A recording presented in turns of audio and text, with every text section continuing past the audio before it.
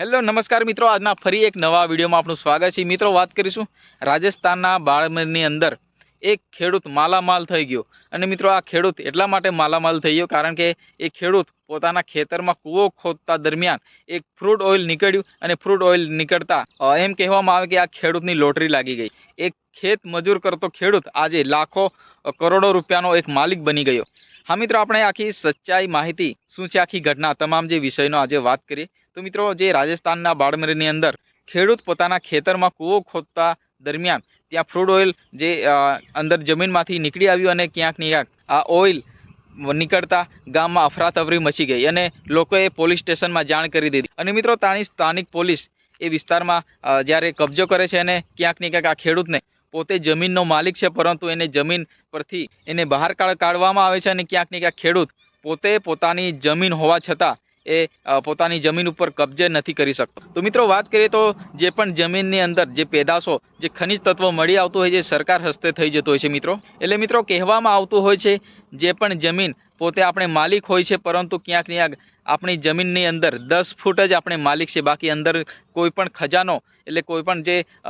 પેદાશો અંદરથી જમીનની અંદરથી મળી આવતું હોય તો એ જમીન સરકાર હસ્તે થઈ જતી હોય છે અને એ જમીનનો આપણે માલિકી નથી રહેતા। તો મિત્રો એવી જ ઘટના બની રાજસ્થાનની અંદર એક ખેડૂતના ખેતરમાંથી ફ્રૂટ ઓઇલ નીકળ્યું, પરંતુ એ ખેડૂતને ત્યાંથી હટાવવામાં આવ્યો અને ક્યાંક ને ક્યાંક એ વિસ્તારના સરકાર આ જમીન કબજે કરી અને ક્યાંક ને ક્યાંક ત્યાંથી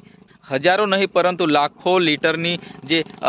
ખનિજ તત્વ મળી આવતા ત્યાંથી ટેન્કરો ભરીને રિફાઇનરી માટે મોટી મોટી કંપનીઓમાં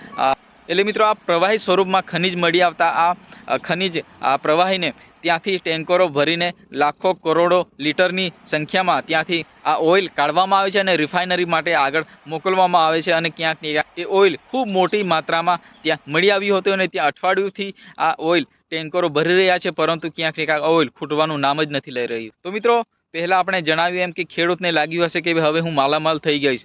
મારી જમીનની અંદરથી આ લાખોની સંખ્યામાં મને ખનિજ મળી આવ્યું, પરંતુ એવું હકીકત નથી મિત્રો। ખરેખર સરકાર પોતાના હસ્તે કરી લેતો હોય છે। કોઈ પણ ખનિજ તત્વ આપણી જમીનમાંથી મળતું હોય પોતે આપણે જમીનના માલિક હોવા છતાં આપણે માલિકી ત્યાંથી ગુમાવવી પડતી હોય છે। તો મિત્રો સોશિયલ મીડિયાના આધારે આપણે એક વિડીયો જોવા મળ્યો, વિડીયોના આધારે આપણે સાચી હકીકત જાણવાની કોશિશ કરી અને ક્યાંક ને ક્યાંક આ રાજસ્થાનનો વિડીયો છે અને ત્યાં બાડમેરની અંદર આ ખેડૂતના જમીનમાંથી આ ખનિજ પ્રવાહી સ્વરૂપમાં ખનિજ મળી આવ્યું અને ખનિજ જે એ વિસ્તારના સરકારે પોતાના હસ્તે કર્યું છે,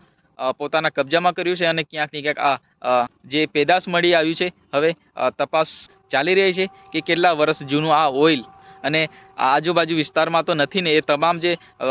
ત્યાં સર્વે થઈ રહ્યું છે અને સર્વે દરમિયાન માલુમ પડશે કે ભાઈ હજુ મોટી સંખ્યામાં અહીંયા ઓઇલ નીકળી શકે છે, તો એ વિસ્તાર આખો કબજે કરશે અને સરકાર એ વિસ્તારમાં પોલીસ બંદોબસ્ત અને જે આર્મી મૂકીને એ વિસ્તાર આખું કબજે કરીને ગામ હટાવવાનું પણ કામ કરી શકે। તો મિત્રો એ વિસ્તારમાં સરકારને ખૂબ મોટી સફળતા મળી છે અને હવે એ ઓઇલ અત્યારે નીકળી રહ્યું છે। તો મિત્રો તમને નવા વિડીયો જાણવા હોય તો આપણી ચેનલને સબસ્ક્રાઈબ કરો, વધુમાં વધુ શેર કરો અને વિડીયોને લાઇક ઠોકીને જોજો, કારણ કે તમારો ભાઈ નવા વિડીયો આપણી ચેનલ પર લાવતો હોય છે। તો મળીએ નેક્સ્ટ વિડીયોમાં, ત્યાં સુધી